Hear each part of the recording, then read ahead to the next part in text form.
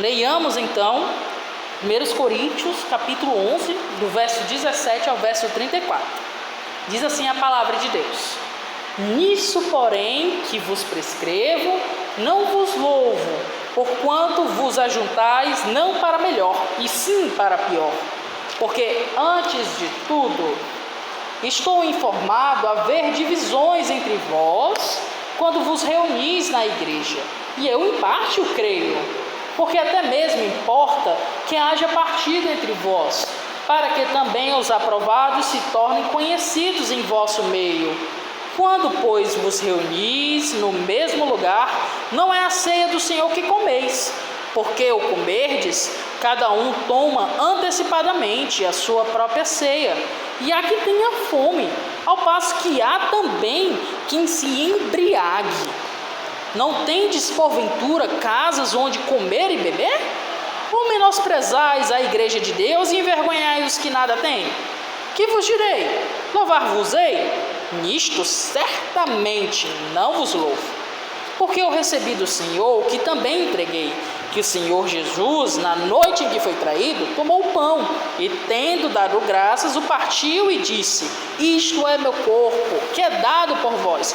Fazei isto em memória de mim. Por semelhante modo, depois de haver ceado, tomou também o cálice, dizendo: Este cálice é a nova aliança no meu sangue. Fazei isto todas as vezes que o beberdes em memória de mim. Porque todas as vezes que comerdes este pão e beberdes o cálice, anunciai a morte do Senhor até que ele venha. Por isso, aquele que come o pão ou bebe o cálice do Senhor indignamente, será réu do corpo e do sangue do Senhor. Examine-se, pois, o homem a si mesmo, e assim coma do pão e beba do cálice. Pois quem come e bebe sem discernir o corpo, come e bebe juízo para si. Eis a razão porque há entre vós muitos fracos e doentes, e não poucos os que dormem. Porque se nos julgássemos a nós mesmos, não seríamos julgados. Mas quando julgados, somos disciplinados pelo Senhor, para não sermos condenados com o mundo. Assim, pois, meus irmãos, quando vos reunis para comer, esperai uns pelos outros. Se alguém tem fome, coma em casa, a fim de não vos reunirdes para juízo. Quanto às demais coisas, eu as ordenarei quando eu for ter convosco. Amém. Vamos orar. Senhor amado, aqui estamos mais uma vez reunidos perante o teu texto. Uma passagem um pouco conhecida, mas que tem um tom pesado. E queremos pedir a tua graça para entender o que a tua palavra diz, bem como aplicá-la à nossa vida. Nos ajuda, Senhor, a caminhar em santidade, em amor, a compreender, a ter zelo, conseguir prestar atenção. Nos livra das distrações, nos protege durante esse tempo. Sê conosco, é a nossa petição. Em nome de Cristo Jesus. Amém. Amém, meus irmãos. O título que eu dei para esse sermão é a expressão da liturgia da ceia. Está aqui bem claro, que o apóstolo Paulo está ensinando a respeito da ceia do Senhor e os cuidados que se deve ter. Bem como uma bronca que ele está dando aqui nos Coríntios, A gente fica um pouco assustado. Geralmente nós lemos essa passagem no momento da ceia, e é um momento muito bom da nossa memoração a respeito do feito do Senhor Jesus, de alegria e de cumprimento da nossa parte, mas às vezes nós não percebemos todo esse contexto em que essa passagem está, quando a gente lê. Então perceba que era uma situação complicada, e por isso que é tão importante a pregação expositiva, como eu estava falando antes de entrarmos aqui no sermão.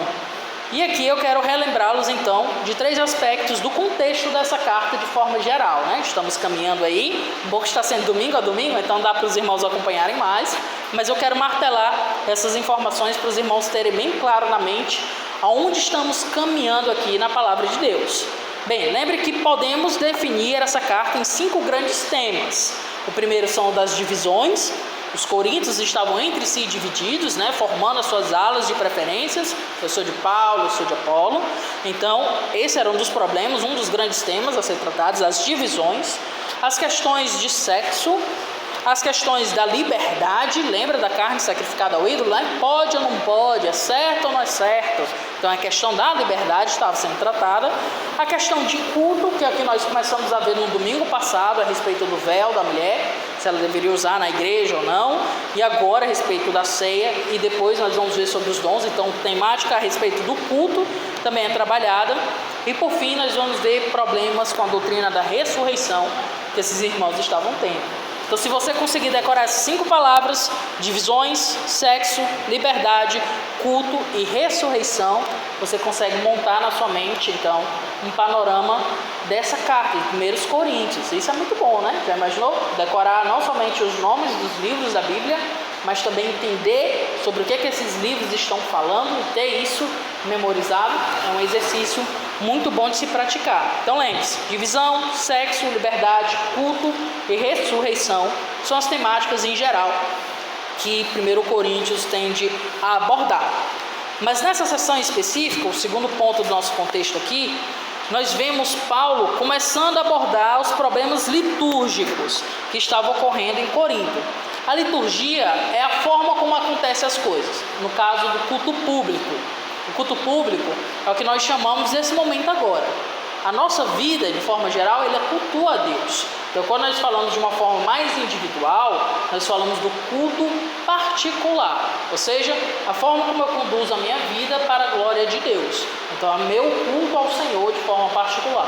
Mas quando nós nos reunirmos aqui, nós temos o culto congregacional, daí que vem essa ideia, né, de congregação, o culto geral, onde nós juntos estamos cultuando a Deus.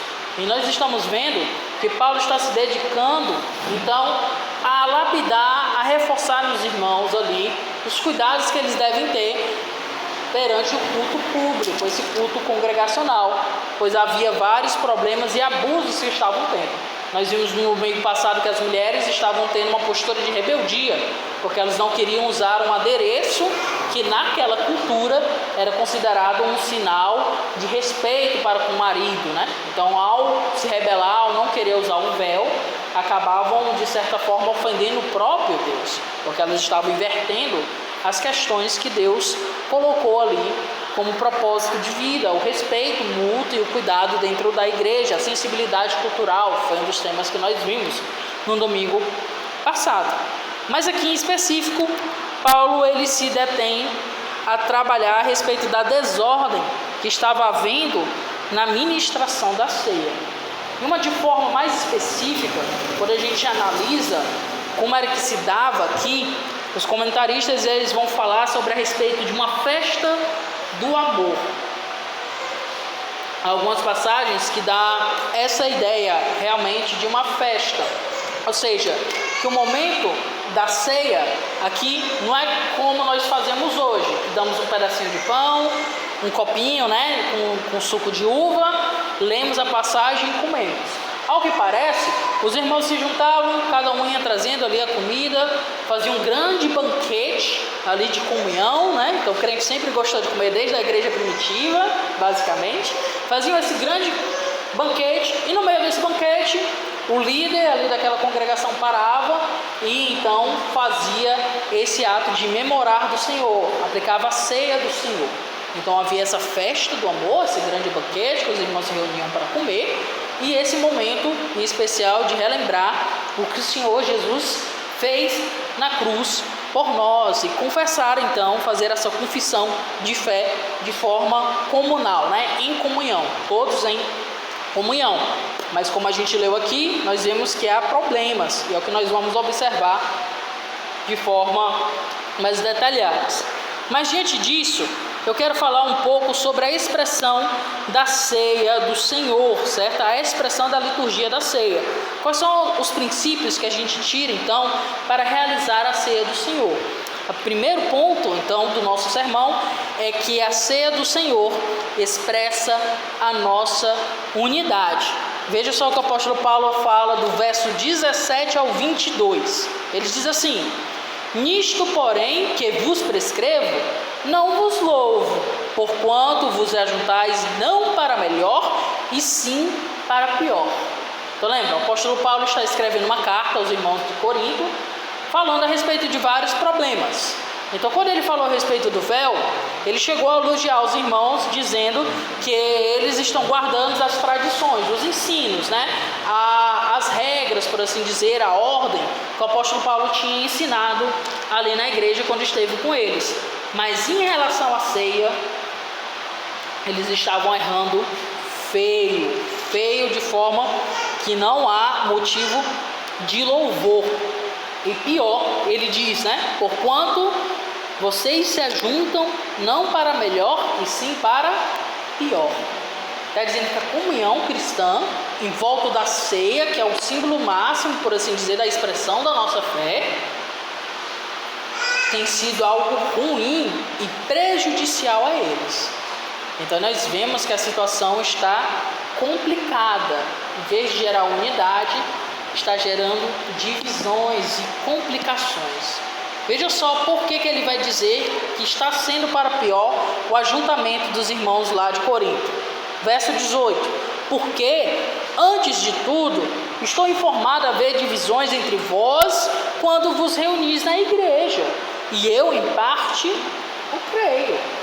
Então, quando o apóstolo Paulo ouviu as notícias dos irmãos que vieram da casa de Cloe, né, como ele fala lá no começo, provavelmente Sóstenes estava junto dessa comitiva, já que ele assina a carta junto com o apóstolo Paulo, ele vê que, olha, essa igreja está, na verdade, mais se dividindo quando ela se reúne do que tendo a unidade. E eu não vejo dificuldade em crer nisso, diante daquilo que eu testemunhei na época que estive e também nas notícias que estou recebendo. E ele continua no verso 19: porque até mesmo importa que haja partida entre vós, para que também os aprovados se tornem conhecidos em vosso meio. E aqui ele dá uma certa forma aliviada, né? Ele diz: olha, eu creio que vocês podem estar divididos mediante tudo que eu ouvi de vocês, mas também isso não me assusta, por assim dizer, porque de certa forma isso é esperado. Isso é uma notícia que nos assusta, né? Como assim? O apóstolo Paulo espera que haja divisões entre nós que somos a igreja do Senhor? E a resposta é sim. E o motivo é para que aqueles que são aprovados, aqueles a quem o Senhor realmente chamou para a comunhão e que realmente estão buscando a comunhão e a unidade da fé, possam ser conhecidos no meio do seu povo. E aqui a gente começa a entender a questão da expressão de uma igreja invisível e da igreja visível do Senhor.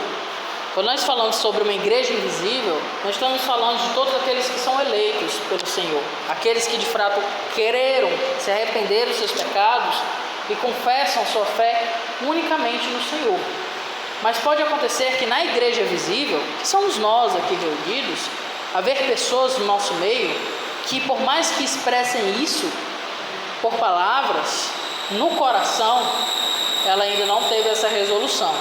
Ou pior, se entregou a um pecado de tal forma que ela não consegue lutar por essas ideais que ela mesma professa crer. E esse era o problema que os irmãos em Corinto estavam tendo. Por isso que ele usa o termo aprovados, se tornem conhecidos no vosso meio. Porque uma vez que somos pecadores e nos reunimos embaixo da mesma fé, não é embaixo dos mesmos gostos, né, como eu já vim tratando aqui há algum tempo, não é embaixo dos mesmos hobbies, dos mesmos interesses, dos mesmos coleguismos e etc., mas é embaixo da mesma fé, atritos podem surgir. Então, como é que nós mantemos a unidade da nossa fé? É como nós processamos ela e somos capazes de amar o nosso irmão que é diferente de nós, seguindo aqueles vários exemplos que nós estamos observando na carta até aqui. Um exemplo prático é quando a gente pensa no que pode ou não pode ser feito, né? E uma forma de aplicar esse pensamento é entender como é que Deus observa essa atitude que eu quero tomar, como é que a minha comunidade local vai se sentir mediante essa atitude que eu tomo, como é que aqueles que são próximos de mim vão me enxergar mediante essa decisão que eu tomo. Vou dar um exemplo aqui simples, certo? Tatuagem. A Bíblia não fala algo a respeito se a tatuagem é pecado ou não, você tem uma. Não tem um versículo na Bíblia que diz, olha, se você botar uma tatuagem, você está pecando. Porém, entretanto, todavia, em culturas, em ambientes, algumas pessoas veem aquilo como símbolo de vagabundo, né? Pessoas mais velhas geralmente têm de ver isso. A pessoa que está tatuagem vai dizer, ixi, ó, o marginal. Existem realmente tatuagens que comunicam a linguagem do crime mesmo, né? Então, tem certos desenhos ali, se você tiver o policial e ver, é capaz de ele, meu Deus, não sei o que ele vai fazer com você, né?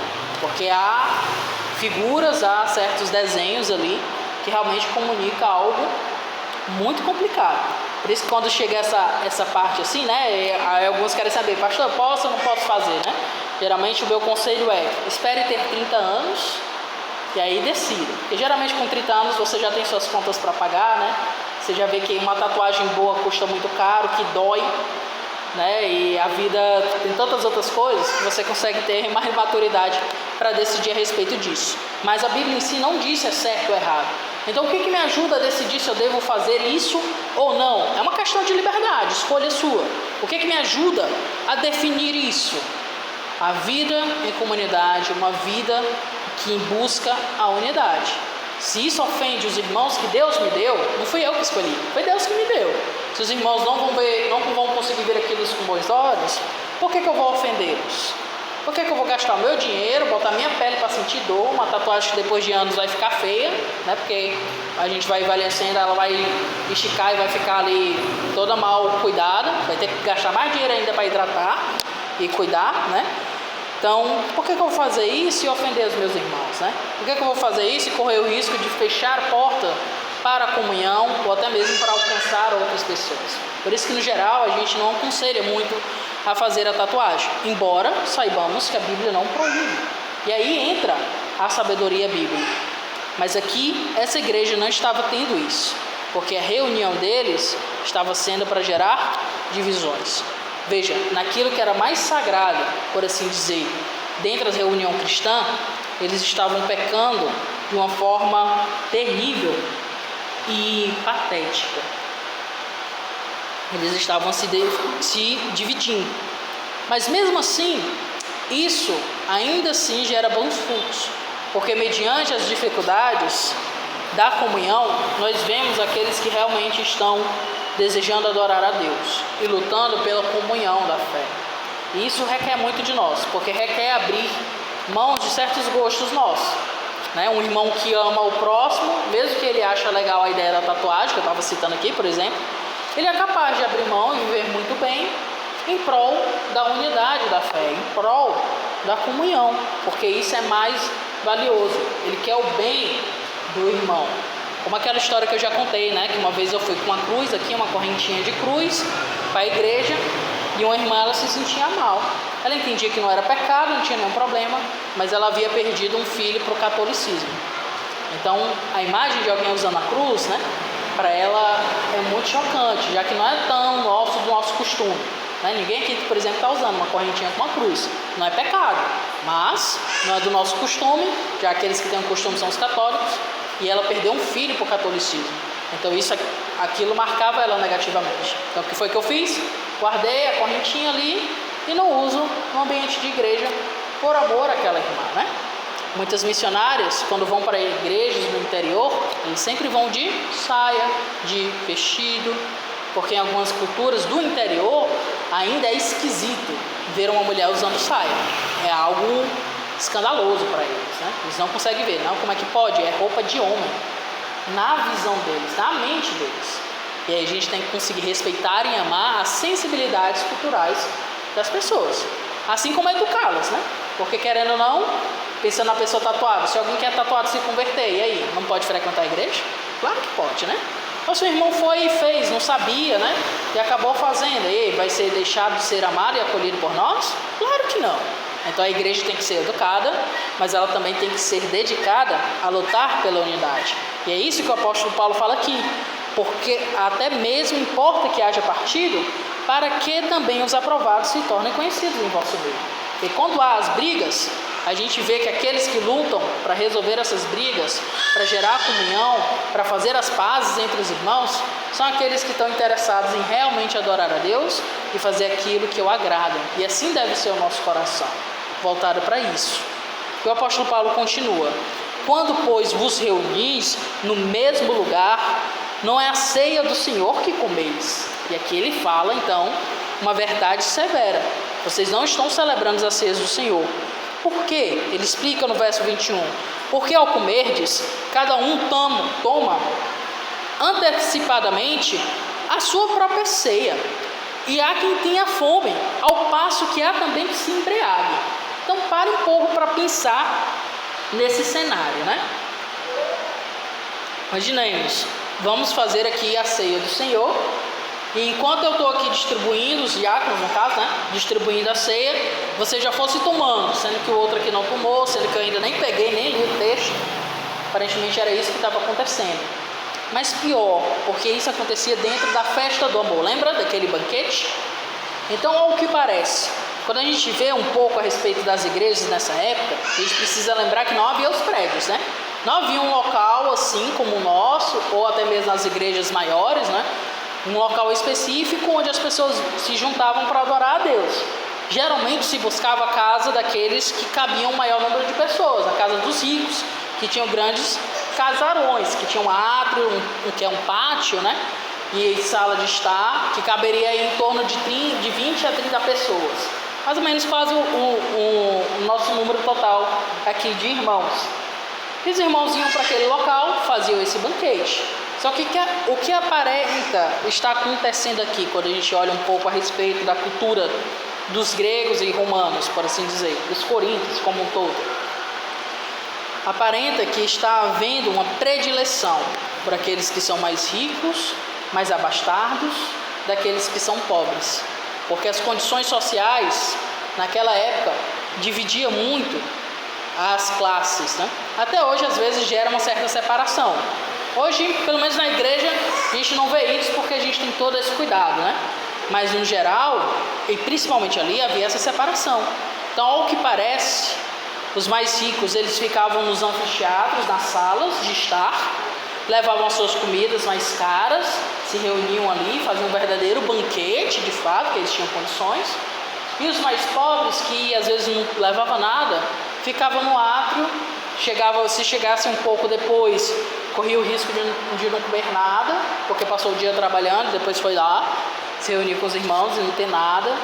E aí estava tendo esse contraste, pessoas passando fome, que não conseguiu comer nada, enquanto outros comeram e beberam tanto que chegaram a ficar bêbadas, né? E a gente vê aqui que o vinho era alcoólico que eles tomavam na ceia, que eles ficavam bêbados, né? Não tem como ficar bêbado com suco de uva. Então era vinho que eles tomavam. Então a gente vê um estardalhaço acontecendo. Então, em vez de expressar a unidade, que é o objetivo da ceia, eles estavam expressando o quê? A divisão. Estavam reforçando os valores do pecado da sociedade que eles estavam vivendo. Em vez de entender que em Cristo somos um, que Deus derrubou todas as barreiras, seja de pobre, de rico, de homem, de mulher e etc., que faz-nos sermos um em Cristo, eles estavam mantendo essas divisões, essas preferências, esses partidos, como ele falou. E, portanto, o que havia ali não era a ceia do Senhor, mas um mau testemunho terrível de falta de unidade, que é o que a ceia deve expressar. Verso 22, ele diz, então: não tendes porventura casas onde comer e beber? Ou menosprezais a igreja de Deus e envergonhai os que nada têm? Que vos direi? Vos louvarei? Nisso certamente não vos louvo. E aqui uma crítica pesada ao apóstolo Paulo.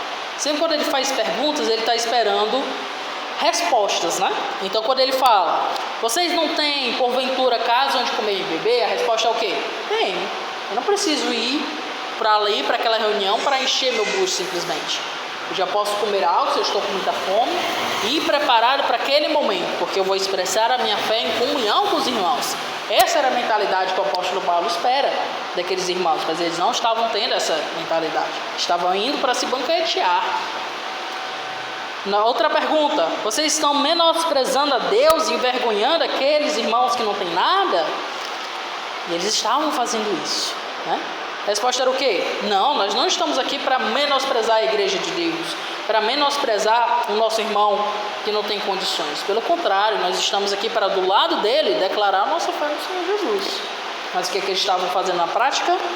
Desprezando a igreja de Deus, envergonhando o nosso irmão mais pobre, por assim dizer. E por conta disso, não cabe a eles esperar louvor ou endosso dessa parte. Então o apóstolo Paulo, ele passa a explicar o que é a ceia do Senhor. E esse é o segundo ponto do nosso sermão. A ceia do Senhor expressa a nossa confissão. E ele diz do verso 23 ao 26: porque eu recebi do Senhor o que também vos entreguei. Ele começa a explicar. Olha só o que é esperado que vocês entendam da ceia. Que o Senhor Jesus, na noite em que foi traído, tomou o pão e, tendo dado graças, o partiu e disse: isto é meu corpo que é dado por vós. Fazei isto em memória de mim. E aqui nós temos um tema muito denso. A discussão a respeito do significado dessa passagem gerou divisão até mesmo entre nós protestantes. Nós temos muitas coisas em comum. Todos nós dizemos que a Bíblia é a nossa palavra de regra, fé e prática, né? Nós dizemos que somente em Cristo há salvação. Nós entendemos que a salvação é somente pela graça que o Senhor nos deu. Nós entendemos que é somente por meio da fé que nós temos acesso ao próprio Deus, à salvação, à redenção. E nós entendemos que a nossa vida deve ser vivida para a glória de Deus. Mas quando a gente olha a história dos reformadores, a discussão sobre a ceia foi um tema que gerou até mesmo divisão. Então Zwinglio e Lutero, eles discordavam a respeito da ceia, porque Lutero pensava em algo mais próximo do que o catolicismo diz, que aquela ceia ali, que o pão e o vinho é literalmente carne e sangue de Cristo. Então Lutero, ele buscava um caminho por aquele meio, dizendo que de alguma forma, espiritualmente, a carne e o sangue de Cristo estavam embutidos naquele momento. Enquanto Zwinglio, que é seguindo a nossa perspectiva, vai dizer: não, isso é um memorial, isso é uma representação, é um símbolo para mostrar o que Cristo fez por nós. Então, uma vez que nós temos que comer deste pão para nos mantermos vivos, nós sabemos que nós só temos vida porque o corpo de Cristo foi moído na cruz por nós. Assim como nós moemos o pão para termos sustância de vida, né? Cristo foi moído na cruz para podermos ter a vida eterna. E é o que o próprio Senhor diz aqui no final, né? Façam isso em memória de mim. Então o ato de comer não era simplesmente encher a barriga, que era o problema desses irmãos, mas era lembrar do sacrifício de Cristo por eles, que Deus encarnou de forma humana, morreu, sofreu por nós, para nos resgatar. E essa é a nossa confissão, e isso não pode ser desprezado de forma nenhuma. Verso 25, o Senhor Jesus continua ensinando a respeito da ceia. Por semelhante modo, depois de haver ceado, tomou também um cálice, dizendo: este cálice é a nova aliança no meu sangue. Fazei isto todas as vezes que o beberdes em memória de mim. Ou seja, é um memorial. Nós bebemos do cálice, lembrando do sangue de Cristo derramado, que propicia uma nova aliança. Isso é um tema bíblico extremamente valioso. Uma outra palavra para aliança é testemunho, certo? Por isso que nós temos o Antigo e o Novo Testamento. É a mesma palavra que a gente usa, é o mesmo significado. É a relação com Deus que foi trazida a uma novidade. Antes do Antigo Testamento, Deus mostrou claramente: eu sou santo, e se vocês querem estar diante de mim, vocês precisam de purificação. E ele foi de forma pedagógica ensinando aquele povo, o povo de Israel especialmente, todos aqueles que iam se achegando a ele, que era necessário o sacrifício para poder ter comunhão com Ele. Uma pessoa não poderia entrar dentro do templo do Senhor de qualquer forma, né? Lembra dos filhos ali de Arão que entraram com fogo estranho, né? Um fogo diferente, que era um incenso usado para os deuses pagãos? Entraram ali dentro do templo. O que aconteceu na narrativa? Eles morreram, porque Deus é santo e aquilo que tem que ser feito dele tem que ser santificado, tem que ser algo puro, a pessoa tem que estar purificada. E por isso havia vários rituais que envolviam sacrifícios sempre. De um cordeiro, que era um animalzinho inocente, né? Era o pet da época, basicamente, ali. Era sacrificado para se ter comunhão com Deus, para se simbolizar a remoção dos pecados, apontando para Cristo. Que o sangue dele, esse sim, nos purifica totalmente e nos leva a um novo relacionamento com o Senhor, uma nova aliança. Por isso nós não precisamos mais dos rituais da antiga aliança. Entendemos o princípio. Cristo cumpriu aquilo que era necessário, satisfez a Deus. E é isso que nós devemos lembrar. Nós só temos comunhão com Deus porque Cristo morreu na cruz por nós. Isso é uma mensagem muito importante, principalmente nos dias de hoje, que nós vivemos numa sociedade pós-cristã, ou que está se tornando cada vez mais pós-cristã, né? O que aconteceu na história do mundo? Lembra, nós somos descendentes de portugueses, por assim dizer, né? Herdeiros dos portugueses, que são profundamente católicos.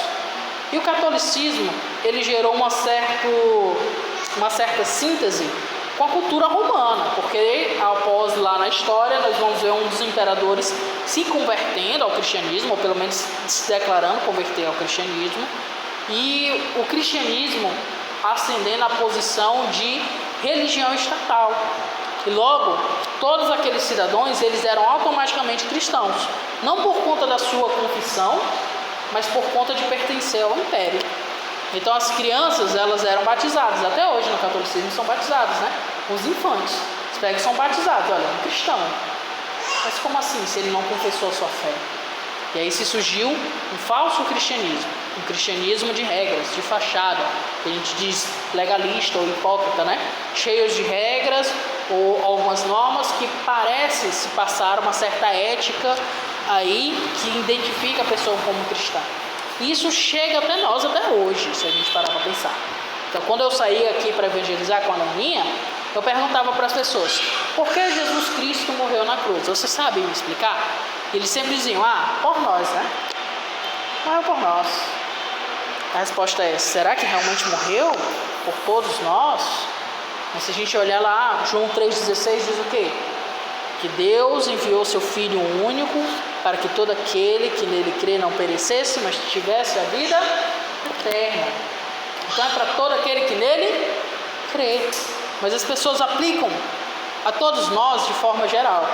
De forma que normalmente as pessoas pensam, né? Se eu morrer, eu vou para o céu. Porque eu creio em Deus, de forma geral, eu declaro minha fé nele, não sigo nada do que ele me instrui. Não me arrependi dos meus pecados, não entendo o pormenor da questão das escrituras de forma clara. Era outra pergunta que eu fazia, né? Por que Jesus teve que morrer na cruz?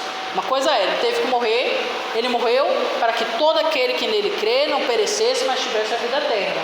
Mas por que tinha que ser assim? Por que Deus não chega e diz: não, tudo bem, vá em paz, eu te perdoo, está perdoado, né? Que nem nosso pai às vezes faz com a gente, né? Quando nós éramos pequenos, pregava uma peça, às vezes os pais deixavam escapar, às vezes não, né? O cinturão vinha com força em cima de nós.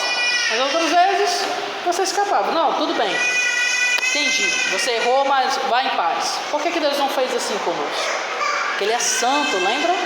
E a sua santidade não permite ser corrupto, ter comunhão com aquilo que é mal. Então Ele tinha que punir. E é por isso que Cristo morre em nosso lugar, para levar a punição no nosso lugar.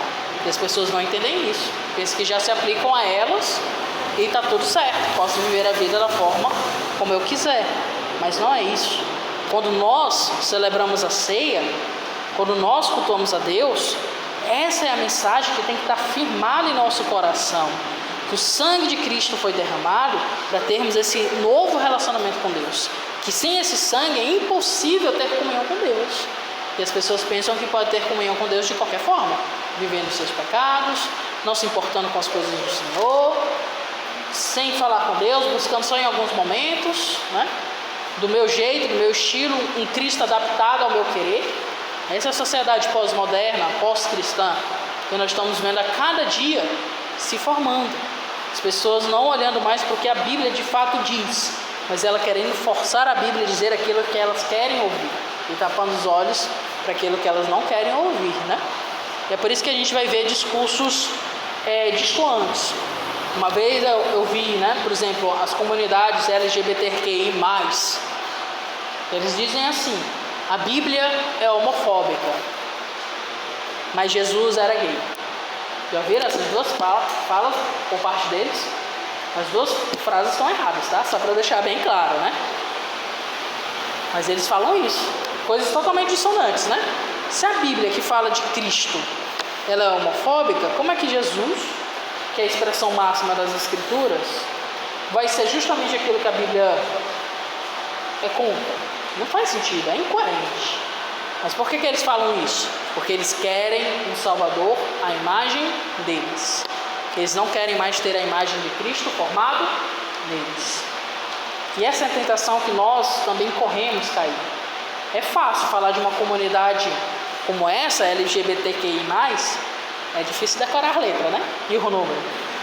Mas é fácil citar esse exemplo porque a Bíblia expressamente fala que a prática homossexual ela é pecaminosa.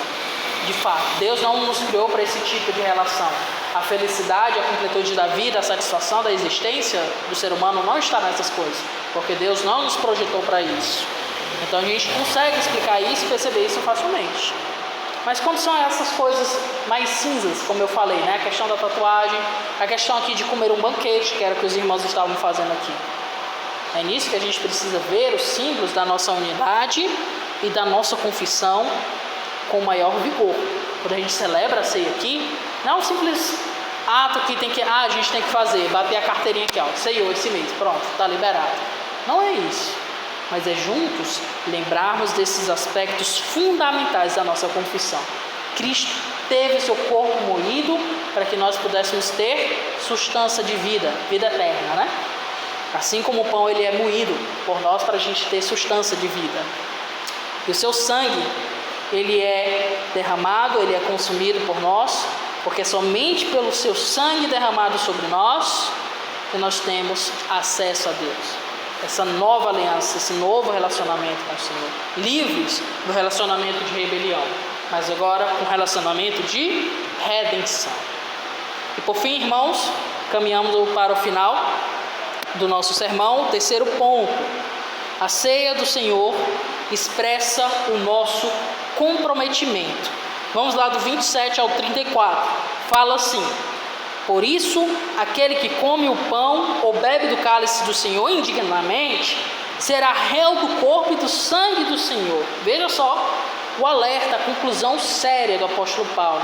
Se você está comendo de forma indigna, sem levar em consideração a confissão e a unidade da nossa fé, você está sendo sujeito ao julgamento de Deus a respeito desse seu ato, porque isso é muito sério. E então ele dá a ordem no verso 28, examine-se, pois, o homem a si mesmo. Então tenha cuidado, observe-se nesse ato. E então coma do pão e beba do cálice. Isso aqui é interessante, porque geralmente nós pensamos que o apóstolo Paulo está só falando assim, ó, veja quais são os pecados que você está tendo na sua vida e se arrependa. E sim, tem esse aspecto. Mas perceba que aqui é algo mais específico, né? Dentro do contexto. É a questão da unidade da fé que eles não estavam tendo, estavam se dividindo. E é a questão da confissão da fé que eles estavam ignorando. Tinha gente que estava ficando bêbada.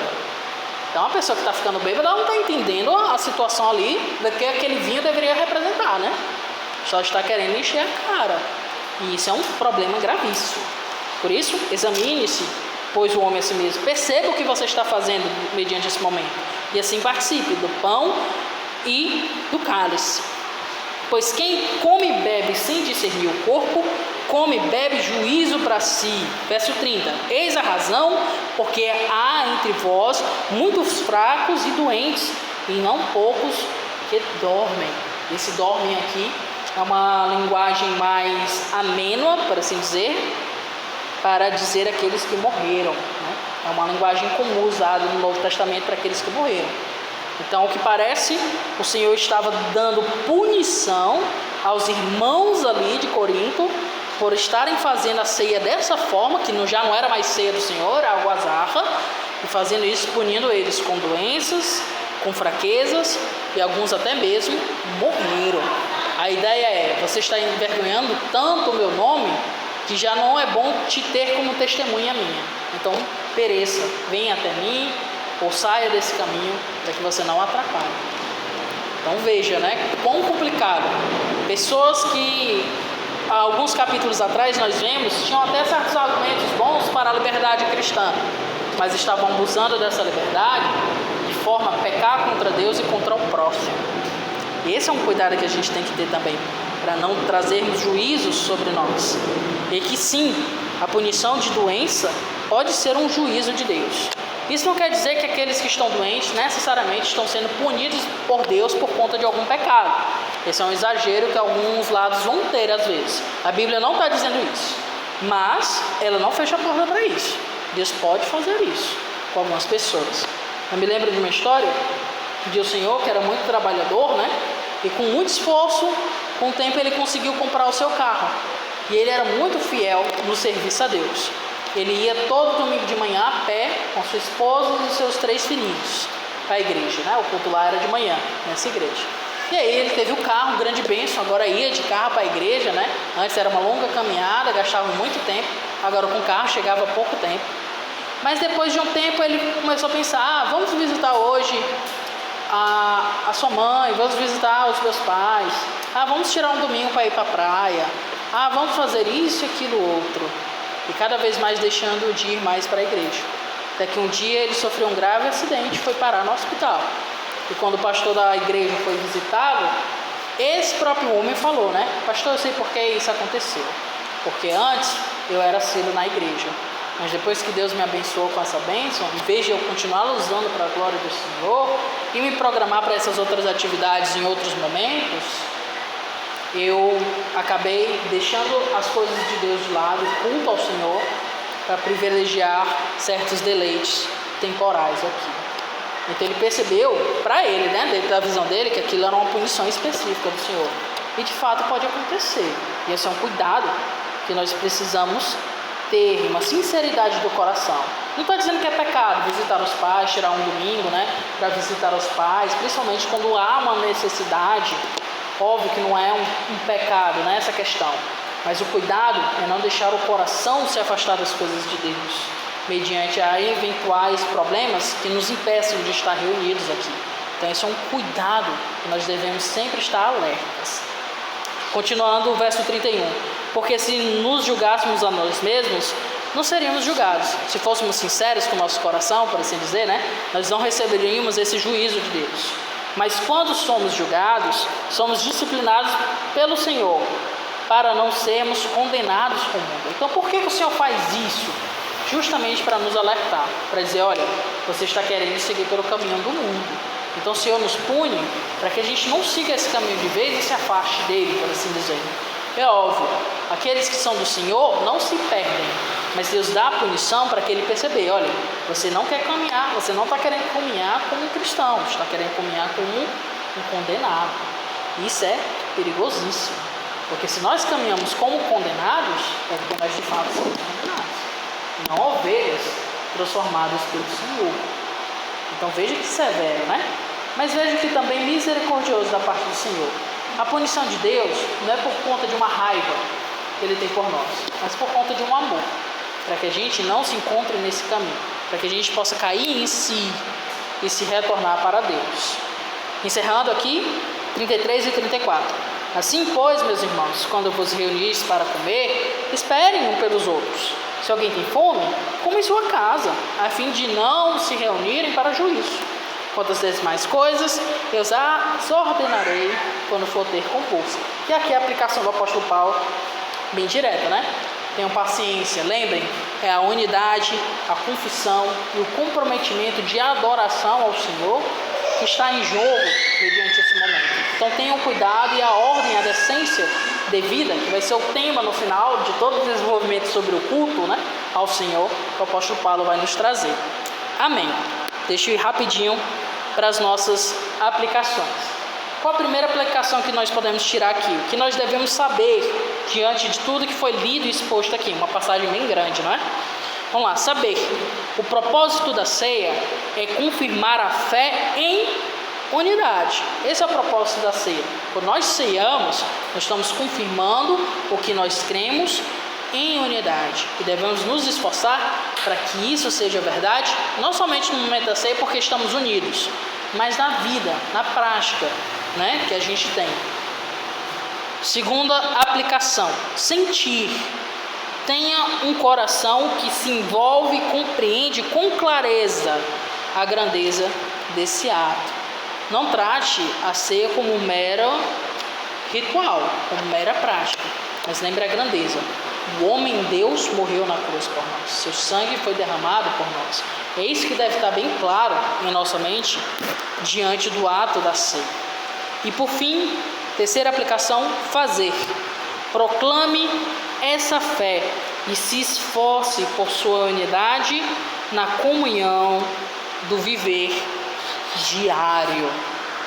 Então, que não seja somente aqui na igreja, né, ou aquela comunhão de fachada que a gente diz assim, mas que nos esforcemos para desenvolver uma comunhão real. Comunhão é um tema muito caro aqui em 1 Coríntios e para toda a fé cristã. A comunhão diante de Cristo, a unidade diante de Cristo que Ele gera em nós. Amém? Vamos orar. Senhor amado, eu quero te agradecer, Pai, por este domingo, por essa noite, pela oportunidade que nós temos de olhar as Tuas Escrituras.